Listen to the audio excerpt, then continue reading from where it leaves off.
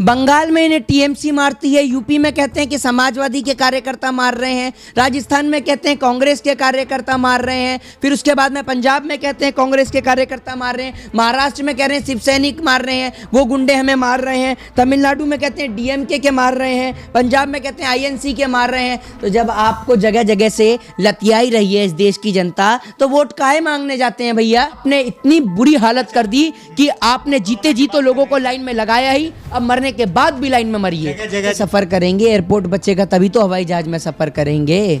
इन्होंने तो वही वाला दिन दिखा दिया कि कागज का हवाई जहाज बनाओ और उड़ाओ, वो दिन दिखा दिया इन्होंने देश।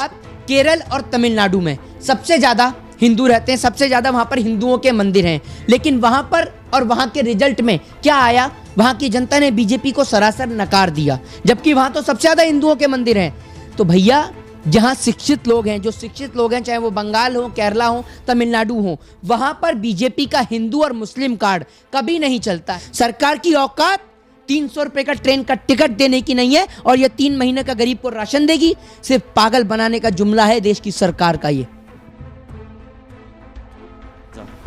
देखिए, देश के अंदर जहां बीजेपी की शासन और सत्ता ना बने, वहां देश में हिंसा हो जाती है। आखिर ऐसा क्यों? भारतीय जनता पार्टी लगातार अपने मुद्दों को पूरा करने में नाकाम रही, जिस कारण भारतीय जनता पार्टी को बंगाल की जनता ने नकारा है। अब बंगाल की जनता ने नकारा है, और अगर हिंसा होती है, सबसे पहली बात हिंसा, हम हिंसा का कभी भी समर्थन नहीं करते, चाहे हिंसा करने वाला कोई भी किसी भी राजनीतिक पार्टी से हो, किसी भी दल से हो, हम कभी हिंसा का समर्थन नहीं करते। दूसरी बात, भारतीय जनता पार्टी के लगातार जो लोग हैं, जो तमाम नेता हैं, जो चाह रहे हैं कि राष्ट्रपति शासन लगे, तो राष्ट्रपति शासन लगने की जरूरत तो यूपी में भी है। यूपी में जब आपने देखा कि ब्राह्मणों को मारा गया, दलितों को मारा गया, मुस्लिमों को मारा गया, सिखों को मारा गया, और देश के किसान के ऊपर वाटर कैनन से पानी छोड़ा गया, आंसू गैस के गोले दागे गए, तब इनको समझ में नहीं आया? क्या तब देश का लोकतंत्र खतरे में नहीं था? आप ये बताइए। दूसरी बात, केरल और तमिलनाडु में सबसे ज्यादा हिंदू रहते हैं, सबसे ज्यादा वहां पर हिंदुओं के मंदिर हैं, लेकिन वहां पर और वहां के रिजल्ट में क्या आया? वहां की जनता ने बीजेपी को सरासर नकार दिया, जबकि वहां तो सबसे ज्यादा हिंदुओं के मंदिर हैं।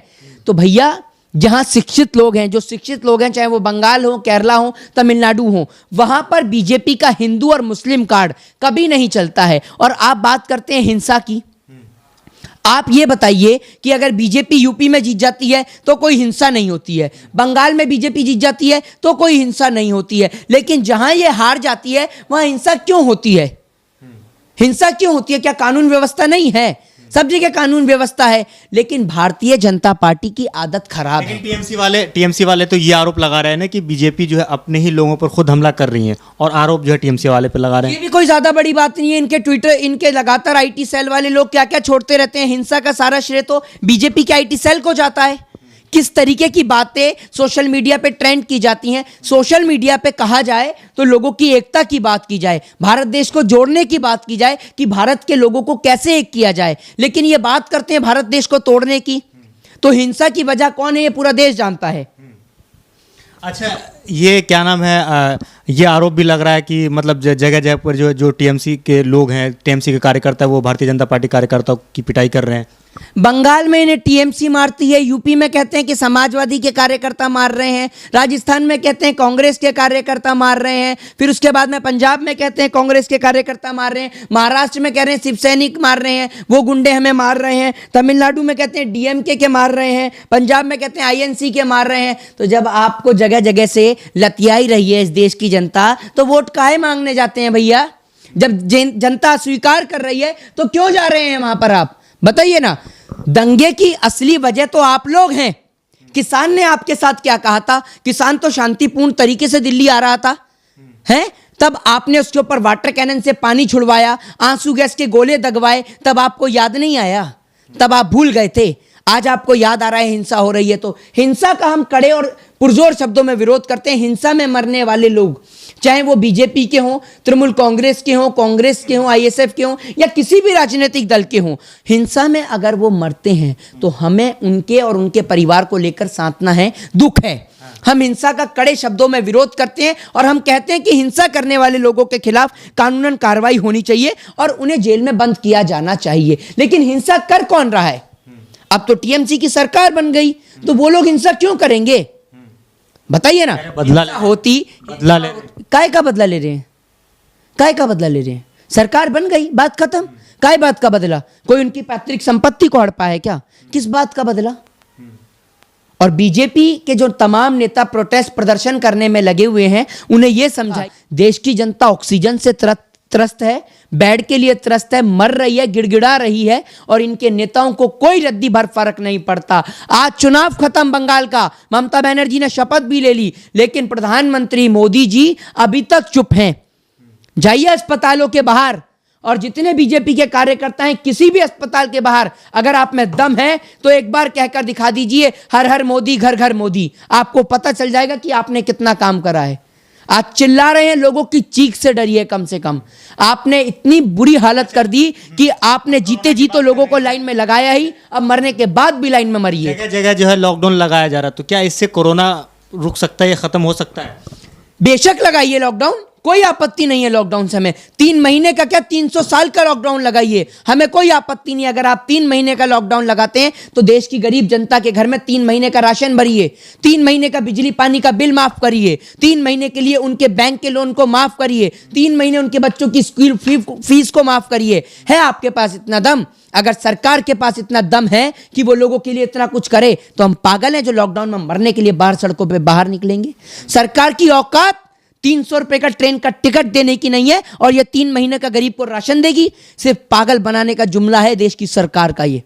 अभी हाल ही में प्रधानमंत्री मोदी आए थे, टीवी पे मन की बात कर रहे थे, तो उन्होंने क्या नाम है बहुत सारी ऐसी बातें कही थी, शायद आपको ही मालूम होगा। लेकिन उन्होंने सबसे बड़ी बात कही थी यहाँ के जो माइग्रेंट लेबर उनको लेकर के, कि आप लोग जहाँ हैं वहीं रुक जाएं। कैसे रुकेंगे माइग्रेंट लेबर? कैसे रुकेगा वो बेचारा? जब वो सड़क पे निकले तो पुलिस की लाठी खाए, और अगर घर में जाए तो भूखमरी से मरे। मतलब मरना उसका तय है, चाहे भूख से मर जाए, चाहे डंडे से मर जाए, लेकिन मरेगा इस देश का माइग्रेंट लेबर, इस देश का गरीब मजदूर, किसान, फार्मर। क्यों मर रहे हैं गरीब? जबकि प्रधानमंत्री ये कहते थे कि जो हवाई चप्पल पहनने वाले हवाई जहाज में सफर करेंगे, आज वो जहाज में कहां से सफर करेंगे? एयरपोर्ट बचेगा तभी तो हवाई जहाज में सफर करेंगे। इन्होंने तो वही वाला दिन दिखा दिया कि कागज का हवाई जहाज बनाओ और उड़ाओ, वो दिन दिखा दिया इन्होंने देश को। एयरपोर्ट बख्शे नहीं है देश के अंदर, और आप कह रहे हैं कि देश का किसान, वो मजदूर कैसे नहीं मरेगा? एक बात बताइए, वो क्यों नहीं मरेगा? देश में लॉकडाउन लगाने वाले वो लोग हैं जिनके पास लाखों साल का राशन है खाने के लिए, कई साल का राशन है उनके पास, और लॉकडाउन का पालन कौन कर रहा है? जिसके पास एक दिन की रोटी का था पता नहीं है। किसके लिए लॉकडाउन है बताइए ना? एक गरीब आदमी के लिए लॉकडाउन है। आज मर रहा है तो गरीब आदमी मर रहा है। एक तरफ पूरा देश चीख रहा था बगैर ऑक्सीजन के, बगैर दवाई के, बगैर वेंटिलेटर के, और प्रधानमंत्री मोदी जो है पश्चिम बंगाल के अंदर लगातार रैली पे रैली करते जा रहे थे। तो आप इसको किस तरीके से देखते हैं? देखिए, पश्चिम बंगाल ने ये तो दिखा दिया कि पश्चिम बंगाल के नतीजे देखकर आपको साफ पता चल गया होगा कि आज भी भारत में हिंदू मुस्लिम भाईचारा कायम है। ये बंगाल के नतीजों ने आपको दिखा दिया। ये लोगों ने बात करी यहाँ पाकिस्तान की, यहाँ इन्होंने बात करी सोनार बंगला की, यहाँ बात करी हिंदू और मुस्लिम को लड़ाने की, लेकिन आज हिंदू और मुस्लिम को, दोनों को अस्पताल में बेड की जरूरत है, ऑक्सीजन की जरूरत है। और आज देश में 65% हिंदू है, तो 35% के अंदर में मुस्लिम भी आते हैं, आपका दलित भी आते हैं, और तमाम कास्ट के लोग, सिख भी आते हैं, ईसाई भी आते हैं, और तमाम कास्ट के लोग इसके अंदर आते हैं। तो आप ये देखिए, आज इस देश का 65% आबादी के साथ साथ 35% आबादी को तो खतरा है ही है, लेकिन 65% को भी खतरा है। तो मोदी जी, जिन 65% के नाम पर आपने वोट लिया था, मर तो वो भी रहे हैं, उनके लिए आपने क्या किया? आपको अच्छा लग रहा होगा ना कि अंतिम बार अंतिम संस्कार नहीं हो पा रहा है, एक अंतिम बार 10 से 5 मिनट का समय नहीं मिल पा रहा है शमशान घाट पे अंतिम संस्कार करने के लिए। जैसी बस उनको अंतिम बार चिता को अग्नि दी गई, सीधा बाहर निकाल दिया जा रहा है। तो ये क्या हो रहा है देश में, ये पूरा देश देख रहा है।